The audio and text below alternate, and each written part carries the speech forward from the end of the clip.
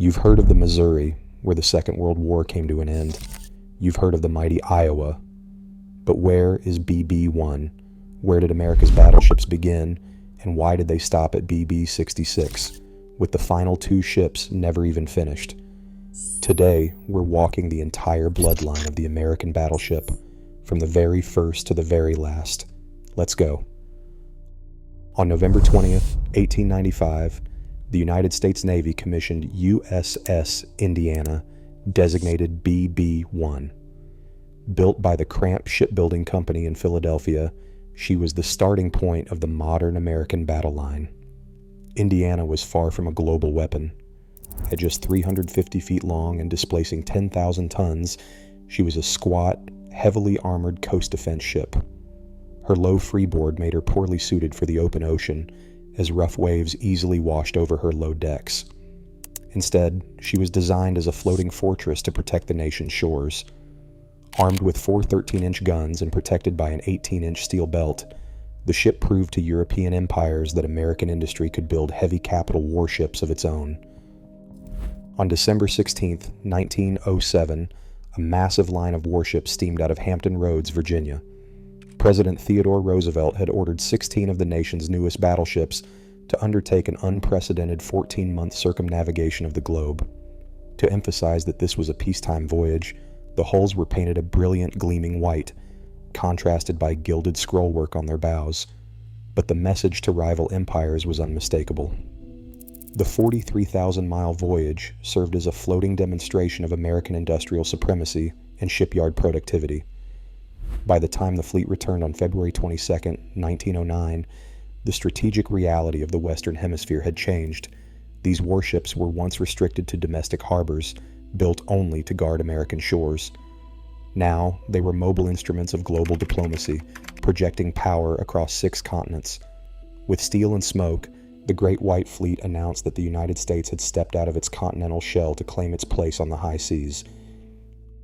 While the Great White Fleet was still sailing, the global balance of naval power was fundamentally rewritten. In 1906, Great Britain commissioned HMS Dreadnought. With her steam turbine engines and 10 12-inch guns, she introduced the all-big-gun standard, rendering every battleship on Earth obsolete in a single day.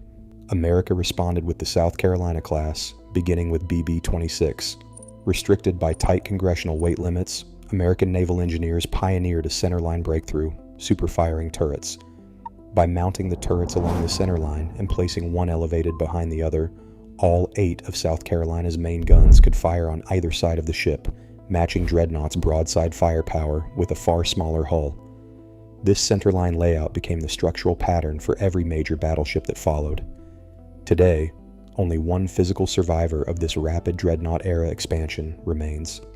Commissioned in 1914, USS Texas, hull BB-35, escaped the scrapper's torch. Preserved in Galveston Bay, her armored hull stands as the world's last intact link to the opening chapter of the Great Dreadnought arms race. Between the World Wars, the United States Navy abandoned piecemeal designs to build a completely unified battle line. Starting with the Nevada, Pennsylvania, and Tennessee classes, these warships were engineered as a single, synchronized weapon system rather than isolated units. Every ship in this standard type family shared a uniform tactical speed of 21 knots and identical turning characteristics, ensuring the entire fleet could maneuver together as a cohesive front. These ships introduced the radical all-or-nothing armor scheme. Rather than spreading steel thinly across the entire hull, engineers concentrated massive armor plates exclusively over vital spaces like magazines, engines, and gun turrets. Non-essential areas were left entirely unprotected, saving weight for heavier firepower. Beneath the armored decks, the Navy swapped coal-fired boilers for oil-burning plants. This shift dramatically simplified logistics, reduced crew fatigue, and unlocked the immense operational range needed to cross the vast, open expanses of the Pacific. At dawn on December 7, 1941, Japanese aircraft struck Battleship Row in Pearl Harbor. The battle line, built to dominate the open ocean, lay defenseless at anchor. For USS Arizona, hull BB-39, the end came in minutes. An armor-piercing bomb penetrated her forward deck, detonating the main powder magazines. The resulting explosion tore the ship apart, carrying 1,177 sailors down with her. Nearby, USS Oklahoma, BB-37, was struck by 9 aerial torpedoes in rapid succession. Within 12 minutes, the battleship capsized completely, rolling upside down into the harbor mud and claiming 429 lives. In a single morning, the supreme symbol of global naval power was shattered by weapons from the sky. The strategic shock was absolute. Today, Arizona's rusted hull remains where she settled. Preserved as a national memorial, the wreck serves as a quiet tomb for her crew and a permanent monument to the exact moment the era of undisputed battleship supremacy went down with the ships. The smoking ruins of Pearl Harbor forced a clean break with the past. To survive, the battleship had to run.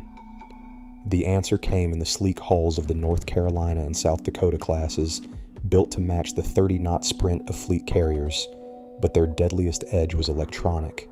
Analog sights gave way to radar-directed fire control, allowing these giants to track and destroy targets in total darkness. On November 15, 1942, this electronic edge was tested in the Black Waters off Savo Island. USS Washington locked her radar onto the Japanese battleship Kirishima. At just 7,700 yards, Washington unleashed a barrage of 16-inch shells, landing 9 direct hits that sent the enemy capital ship to the bottom. It was one of the last battleship versus battleship duels in history. Decades after the low freeboard coast defense logic of USS Indiana, the battleship had transformed into a high-speed, radar-guided partner of the carrier fleet. The ultimate evolution of American steel arrived in the 4 ships of the Iowa class: USS Iowa, New Jersey, Missouri, and Wisconsin. Laid down between 1940 and 1942, these fast battleships combined 33-knot speed with 9 16-inch guns, representing the peak of naval engineering. Each hull served as a monument of national power. USS New Jersey became the most decorated battleship in United States history, her battle stars spanning from World War II to the shores of Vietnam. Yet it was aboard USS Missouri, anchored in Tokyo Bay on September 2, 1945, where the class secured its eternal place in history. There, on her teak deck, Allied and Japanese leaders signed the surrender documents that ended the Second World War, marking the grand, final peak of the dreadnought's century-long reign. The blueprint for American supremacy stopped short of its final design. In the early 1940s, the Navy ordered 2 more Iowa-class sisters, BB-65 Illinois and BB-66 Kentucky, but they would never feel the ocean. By 1945, naval warfare belonged to the aircraft carrier, which could strike from hundreds of miles away, making further battleship construction unnecessary. Illinois was scrapped on the slipway. Kentucky's incomplete hull was sold for scrap in 1958, yet the lineage had one final, unexpected chapter. In the 1980s, the 4 completed Iowas were pulled from reserve, modernized with armored box launchers and Tomahawk cruise missiles. They fired their final salvos during the 1991 Gulf War, a brief, echoing return before these steel giants were retired for the last time. Today, these steel giants rest as quiet museums, their massive guns permanently silent. They remain the ultimate monument to an era when national power was measured in armor and raw firepower, a physical scale of ambition we will never see again. What is your favorite class? Let us know below.